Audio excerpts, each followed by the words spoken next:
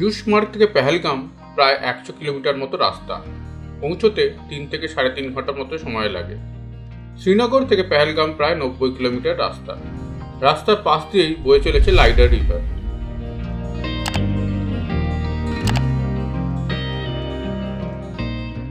পৌঁছে গেলাম পেহেলগাম।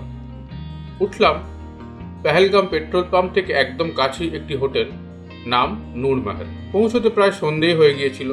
শরীরও খুব ক্লান্ত ছিল, তাও ফ্রেশ হয়ে বেরালাম একটু ঘুরে বেরিয়ে নিতে। কালকের দিনটা মর্নিংয়ে সাইট সিইং করতে বেরাবো আড়ু ভ্যালি, বেতাব ভ্যালি আর চন্দনবাড়ি। লাঞ্চ করতে পৌঁছে গেলাম পেহেলগাম মার্কেট এরিয়ার মধ্যেই অবস্থিত হোটেল প্যারাডাইস রেস্টুরেন্টে। অর্ডার করলাম এখানের বিখ্যাত dish mutton rogan josh half plate, দাম পড়ল 275 টাকা, মটর পনির 200 টাকা আর রুটি 25 টাকা করে। রোগান জসের স্বাদ সত্যি অসাধারণ। লাঞ্চ করে হোটেলে একটু বিশ্রাম নিয়ে আমরা পেহেলগামটা একটু ঘুরে নিতে বেরিয়ে পড়লাম। পৌঁছে গেলাম লাইডার রিভারের পাড়ে আইসল্যান্ড পার্কে। এন্ট্রি ফি 24 টাকা। এখানে এরকম ছোট বড় অনেক পার্ক আছে। অনেকে শ্রীনগর থেকে পেহেলগাম ঘুরে সেদিনই শ্রীনগরে ফিরে যান, তবে আমি বলবো পেহেলগামে একদিন অন্তত কাটাতে।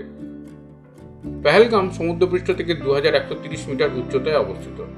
চারিদিকে ঘিরে আছে সুউচ্চ পর্বতশৃঙ্গ, মাঝেই ভ্যালি, আর তার মাঝখান দিয়ে বয়ে চলেছে স্রোতস্বিনী লাইডার রিভার। এর সৌন্দর্য কি একদিন অনুভব করা সম্ভব?